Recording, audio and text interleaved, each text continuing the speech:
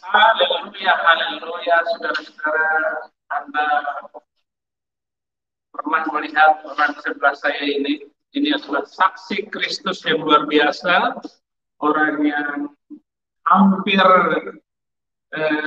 mati dibunuh oleh massa, oleh FPI, oleh teroris. Ya teroris, mau namanya Boko Haram, mau CI, mau HTI, itu namanya sama aja. Orangnya itu juga, mentalnya itu juga kadrun. Tetapi sekarang ini yang luar biasa adalah saksi itu. Dan beliau pernah ketemu dengan Saifuddin Ibrahim sudah lama sekali, dan ini baru jumpa dengan beliau Pak Domingus Kenjam yang pernah dipotong bebek angsa masak di kuali. Lagu mereka itu sangat mengerikan. Tanpa memperpanjang waktu, silakan apanya yang luar biasa Pak Domingus. Baik, terima kasih. Saya bersyukur bisa bertemu ya untuk bersaksi, untuk menguatkan siapa saja yang mau dengar kesaksian ini. Saya akan percaya bahwa itu campur tangan Tuhan untuk membuat dia mencari Tuhan yang sungguh-sungguh. Dan saya bersyukur bahwa saya hidup hanya karena kasih Tuhan. Saya hidup hanya karena muncul Tuhan, karena sebenarnya saya meninggal pada tanggal 15 Desember tahun 99 ketika terjadi peristiwa pembakaran sekolah Alkitab atau sekolah tinggi teologi Gunus di Jakarta. Ya, bahwa ketika terjadi peristiwa itu, kami mahasiswa tinggal di dalam asrama. Lalu waktu masa masuk, kami ditangkap dan dipotong, saudara-saudara. Saat itu kami 37 orang yang dipotong. Saya meninggal dua, saya sama teman saya orang Jogja, ya, orang Jogja. Jadi saya bersyukur bahwa Tuhan Yesus itu luar biasa, ya, bahwa Tuhan Yesus itulah yang sanggup menolong saya, membangkitkan saya, dan saya hidup lagi. Kalau dalam Kristen, bahwa kita lihat dalam Injil bahwa Lazarus itu dibangkitkan pada tahun 2000 yang lalu, tapi tahun 99 Tuhan Yesus membangkitkan saya dan saya hidup lagi. Kenapa saya katakan demikian? Karena tulang leher putus, saraf-saraf tidak bisa disambung sama dokter, darah habis, bahkan tulang leher pun tidak bisa disambung sama dokter. Tapi dalam Yesus, Tuhan Yesus sambungkan semuanya. Malam hari itu saya keluar dari kampus, saya lari menuju ke rumah teman. Di sana saya berdoa. Dan saya ketuk pintu mau sembunyi di situ karena masih sudah berpuasa dekat kampus kami. Dan saya dikejar-kejar dulu. Akhirnya saya lari menuju ke rumah teman. Saudara lah di sana. Lalu tidak membuka pintu bagi saya. Lalu saya ketuk pintu. Ada orang dengar ketukan pintu itu. Alihkan senter ke saya. Mereka berteriak. Itu ada mahasiswa. Disitulah saya ditangkap. Tangan saya diikat pakai tali, kepala saya ditutup pakai kain, lalu saya dibawa. Waktu saya dibawa pun pedang udah nempel itu, berdoa, berteriak-teriak, pedang itu semakin ditekan. Darahnya mulai netes, baju saya udah penuh dengan darah. Ya. Lalu di sana pun saya berdoa, saya bilang Tuhan saya tidak mencuri, saya tidak bersalah. Saya juga baru datang dari Kupang, saya juga belum bertobat sungguh-sungguh, kenapa saya ditangkap. Ya. Tapi saya berdoa. Saya bilang Tuhan, malam hari ini kalau saya meninggal, saya akan masuk surga. Nah, itu doa saya. Lalu selesai saya ditangkap, saya dibawa, lalu ada yang tendang saya jatuh dalam got, nggak bisa bangun. Seorang bapak angkat saya tarik saya dalam got, dia angkat itu segini, dia banting saya, akhirnya pingsan. 5 menit kemudian saya sadar, saya berdoa, Tuhan Yesus, tolong saya. Waktu saya berdoa begini, rupanya masa masih jaga saya di situ. Loh, orang ini masih hidup, orang ini masih berdoa. Pas, bangun. Mas, bangun. Bergerak mau bangun, digebukin pakai balok. Bergerak mau bangun, ditimpukin pakai batu. Dan di sana pun ada yang berkata, orang ini sudah tidak kuat.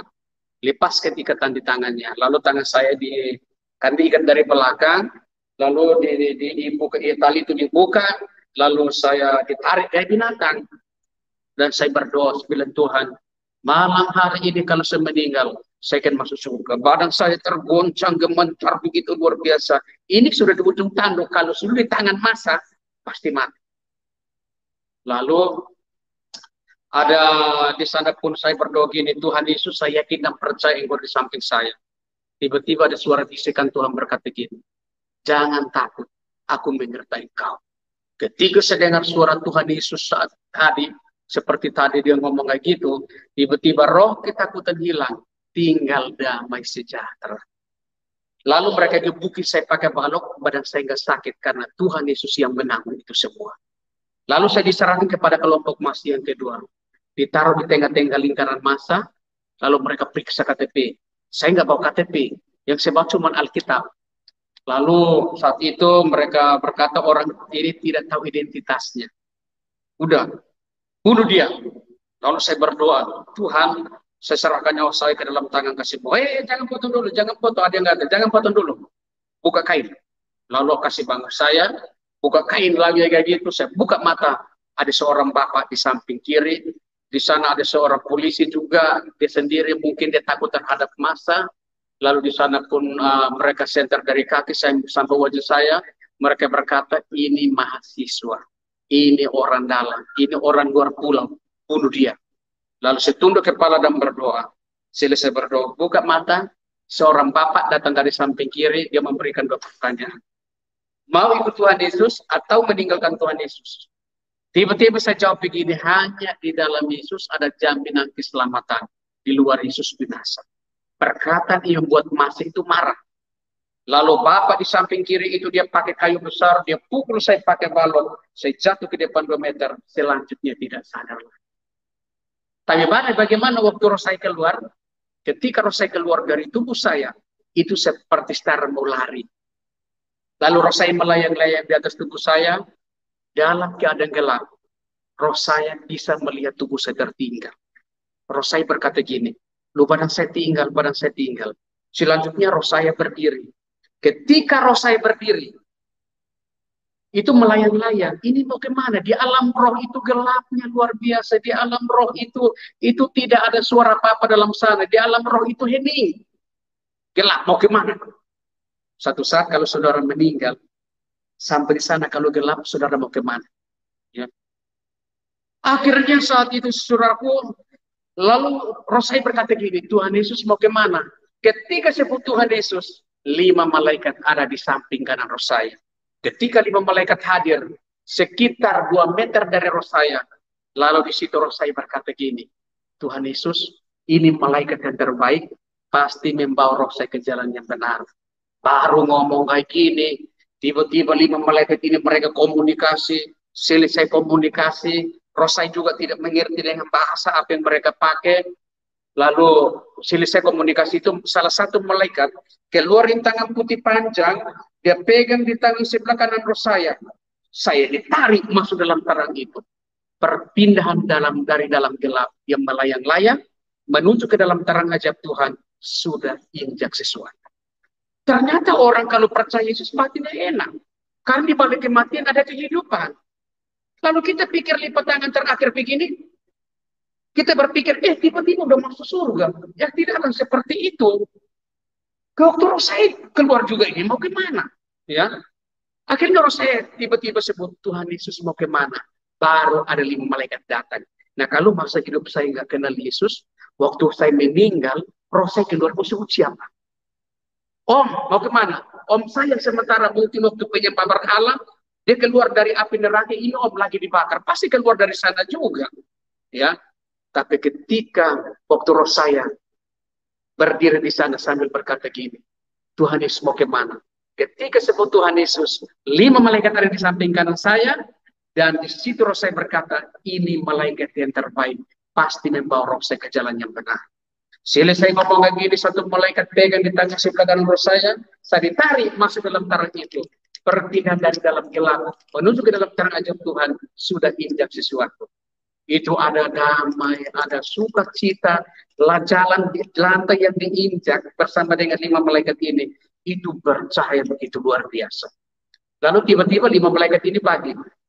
2 malaikat dari samping kanan, 2 malaikat di samping kiri saya, dan 1 malaikat berdiri di depan saya. Mereka komunikasi lagi. Selesai komunikasi, malaikat yang satu depan waktu dia melangkahkan kaki, ada satu jalan lurus terang luar biasa, seperti orang pakai senter satu arah. Ya. Nah, ketika jalan ini terbuka, sekalipun di pinggir kiri kanan gelap, di dalam kegelapan itu terjadi perubahan. Lalu tiba-tiba ada suara tangisan dan penderitaan. Ada orang menangis meraung-raung dalam kegelapan itu. Mereka menangis minta pertolongan kepada malaikat-malaikat ini untuk narik mereka dari gelap masuk dalam terang ini. Mereka minta pertolongan luar biasa, secara manusia sangat menakutkan loh. Nanti satu saat kalau saudara meninggal, nanti kalau malaikat enggak datang, atau malaikat datang mau narik saudara, nanti saudara akan jalan di tengah-tengah itu, baru saudara akan tahu. Secara manusia ketemu begini juga, memang kehidupannya sesungguhnya itu di surga, waktu kita pulang loh, ya. Di bumi ini kan cuma sesaat loh, ya. Apa sih yang kita sombongkan, apa sih yang kita andalkan dalam hidup kita? Kalau selagi masih ada waktu dan kesempatan, lebih baik cari Yesus loh. Karena Yesus menjanjikan, akulah jalan dan kebenaran dan hidup. Tidak seorang pun datang kepada Bapa kalau tidak melalui aku. Yesus itu sanggup, dia datang di bumi untuk membenarkan surga. Lu percaya tidak percaya itu urusanmu. Yang penting kalau lu percaya, saya kena percaya. Satu saat saudara akan pulang. Mantap. Ya. Akan dibawa sama 5 malaikat itu. Semakin jalan-jalan semakin sempit. Suara tangisan mengikuti dari belakang. Akhirnya waktu sampai ujung jalannya sempit, 3 malaikat di depan saya, mereka masuk. Lalu roh saya berkata gini, Tuhan Yesus badan saya kecil pasti masuk. Tiba-tiba sudah melewati pintu yang sempit, di balik sana ada taman yang indah yang luar biasa. Apakah itu taman Firdaus? Apakah itu halaman surga? Saya yakin itu. Ya, di situ ada damai, ada sukacitanya begitu luar biasa, saudara-saudaraku. Akhirnya roh saya berkata gini, Tuhan Yesus ini kan taman. Dalam taman itu juga seperti di bumi ini ada gunung, ada tanaman, macam-macam lah. Tapi di situ kelihatannya rapi lah, bukan seperti di sini ya enggak rapi lah. Tapi di situ rapinya bukan main. Lalu roh saya ngomong begini, Tuhan ini taman. Berarti ada rumah. Baru berkata bilang rumah. Tuhan Yesus memperlihatkan satu istana yang megahnya luar biasa. Lalu roh saya berkata, Tuhan Yesus itu rumah. Berarti ada orang di dalam. Roh saya dibawa sama 5 malaikat ini. Masuk dalam rumah itu. Ternyata dalam rumah itu persis gaya dalam gereja. Bahwa di sana ada pujian, penyembahan kepada Tuhan. Ada yang duduk, ada yang berdiri, ada yang tepuk tangan. Bahkan ada alunan musik dalam ruangan itu. Lalu ada suara berkata, ini orang-orang yang percaya kepada Yesus. Sehingga ditempatkan di sini. Roh saya dibawa lagi. Masuk kamar ruangan 2. Masuk ruangan ketiga lagi. Di situ ada orang-orang yang menaikkan pujian penyembahan. Saya kena percaya keluarga kita yang meninggal percaya kepada Yesus. Mereka ditampung di tempat itu. Roh-roh orang benar ditampung di tempat itu untuk menaikkan pujian penyembahan kepada Tuhan. Oh, enggak ada di sana. Di sana hanya mereka pakai jubah putih menaikkan pujian penyembahan. Lalu roh saya dibawa masuk kamar keempat. Ruangan keempat. Ruangan itu kosong. Ya. Roh saya melangkah 3-4 langkah ke depan. Tiba-tiba Tuhan memperlihatkan ada sinar ya. Lalu di depan mata roh saya itu ada sinar kemuliaan Tuhan muncul. Ya, sinar ini mungkin melalui matahari lah. Membuat mata roh saya nggak bisa lihat lagi. Lalu 5 malaikat ini pun hilang. Lalu ada suara berkata dalam ruangan itu berkata gini, berlutut. Roh saya langsung berlutut. Waktu berlutut, Tuhan membuka satu kitab yang besar. Ketika kitab itu terbuka, buku besar ini terbuka, ini tulisan keluar hilang. Tiba-tiba tinggal kertas putih, terbuka lembar yang kedua, di sana saya berdiri nari kambing. Tiba-tiba nari kambing itu sampai potong itu kambing, makan dagingnya, hilang. Keluar lagi jerat itu ayam, sampai makan itu ayam. Makan bakar itu ayam, sampai makan dagingnya, hilang. Keluar lagi. Apa yang saya curi di kampung saya di timur sana, Tuhan kasih keluar semua di situ. Apa yang saya lakukan? Binatang api yang saya curi, Tuhan memperlihatkan semua. Apa yang kau lakukan waktu masa hidupmu? Mata Tuhan ada di segala penjuru untuk mengawasi yang baik dan yang jahat. CCTV itu dari surga memantau saudara dan saya. Apa yang kau buat? Jadi masa hidup kita, saya kena percaya saudara dan saya, kita bukan orang benar, kita orang jahat di mata Tuhan.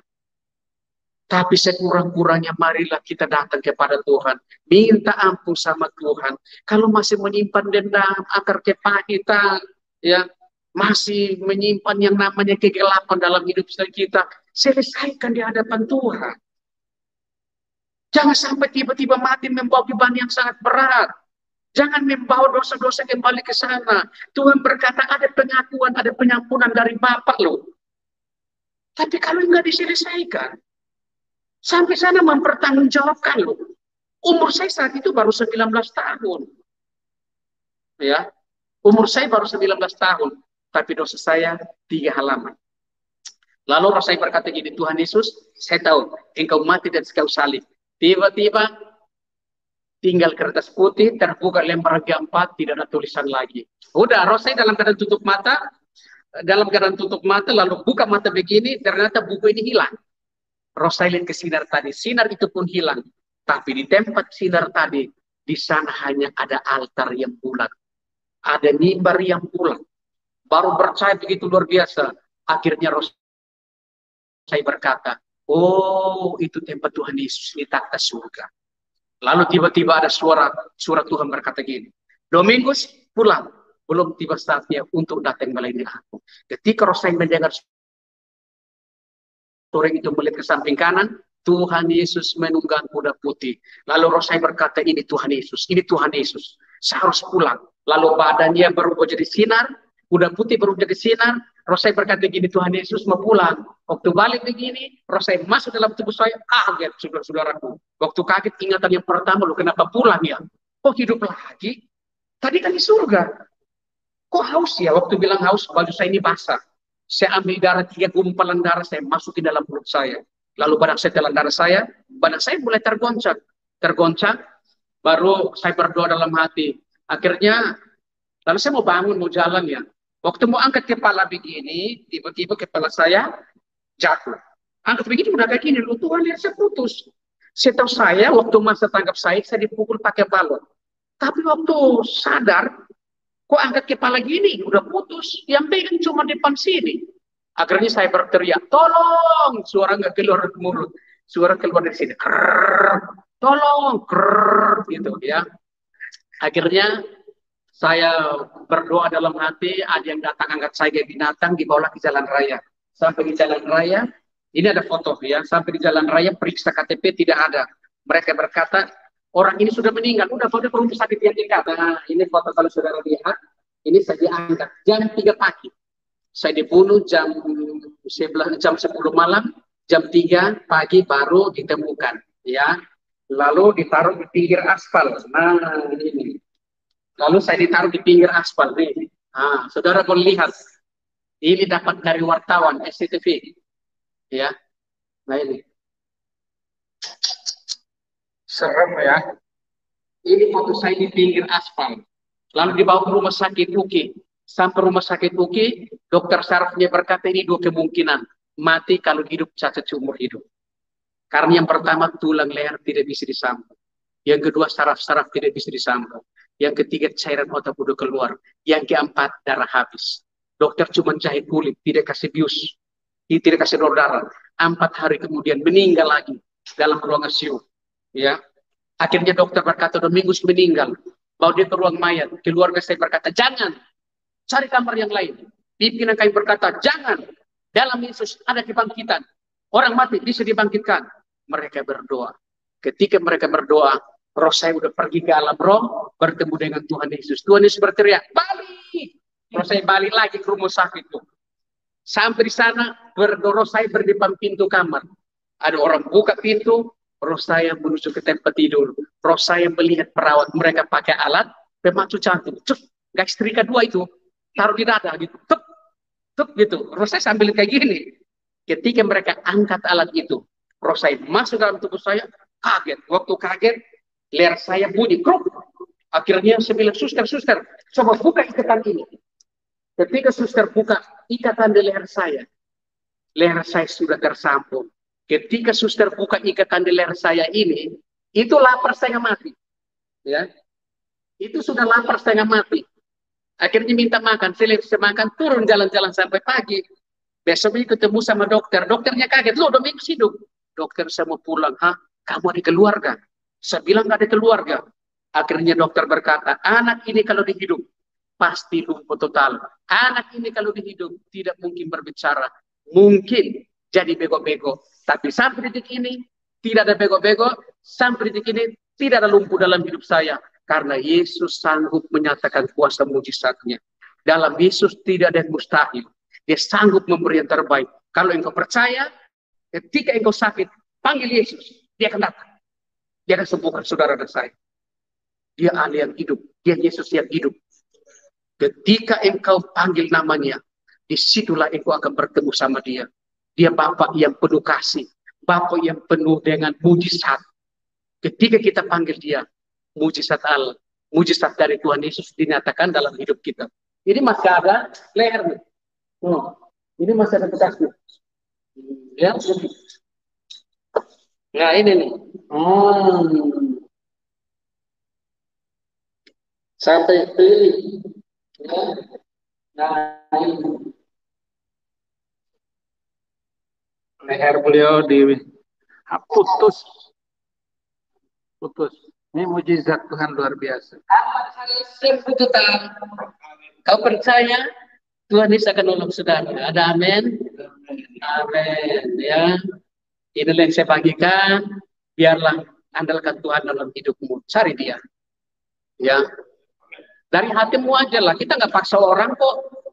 Lu cari dia, pasti nggak mujizat. Hidupmu diberkati sama dia. Ya. Jadi biarlah ini menjadi kekuatan buat saudara. Saya juga punya buku. Ya. Ini ada bukunya. Ya. Mau dapat ini juga ada bukunya. Saya bikin buku juga. Bangkit dan Kematian. Bangkit dari kematian. Ini boleh hubungi channel ini untuk mendapatkan buku ini. Berapa harganya? Kalau luar kota 50, dalam 50 kota Jawa 40. Ya, bayar 100.000 juga nggak rugi untuk pelayanan beliau. Untuk pelayanan beliau silakan hubungi channel ini. Nanti saya akan dapat buku ini untuk dikirimkan kepada saudara. Ongkos kirimnya paling 10.000 juga. Oke, baik, saudara-saudara yang luar biasa, kesaksian dari seorang hamba Tuhan, dan sekarang beliau bisa keliling dunia karena dibangkitkan dari kematian. Waktu itu berarti 12 tahun yang lalu beliau disembelih sama sudah berapa? Oh, berarti sudah 20 tahun ya? 22 tahun sudah kisah beliau ini. Kisah yang luar biasa, dan kita berdoa karena beliau melayani di mana-mana, bahkan ke luar negeri, juga bersaksi di Eropa, di Amerika, diundang di mana-mana karena disembelih sama FPI. Iya, ada lagi gambarnya? Yang meninggal. Ini ada teman yang meninggal dari Jogja. Itu luar biasa ini, saudara-saudara. Ini ya, aduh, nggak berani saya tampakkan lagi. Nah, salah satu mahasiswa yang hidup adalah Pak Domingus Kenjam ini, dari Pak STT Dolos, pimpinan Bapak Pendeta Royandi Hutasoid. Dan saya kenal juga beliau di dalam pelayanan-pelayanan, dan kemana-kemana kita pergi dan memberitakan Injil bersama. Ya, saya ya jangan sampai disembelih kayak begitu. Gitu. Ya, kalau disembelih ya mungkin kekuatan saya langsung innalillahi wa inna ilaihi rajiun, mati. Gitu. Tetapi kita lihat bagaimana mujizat Tuhan membangkitkan orang yang sudah mati untuk hidup dan bersaksi di mana-mana. Terima kasih saudara-saudara, sudah cukup waktu dan kami ketemu di Semarang ini, dan karena beliau juga saya dihubungi agar khutbah di gereja tadi. Gereja tadi GBI Semarang itu senang sekali Pendeta Saifuddin Ibrahim bisa khutbah. Haleluya, Tuhan bersyukur untuk ini semuanya. Dan terima kasih untuk semua penonton, para pemirsa channel Saifuddin Ibrahim, channel yang paling update di seluruh seluruh Indonesia.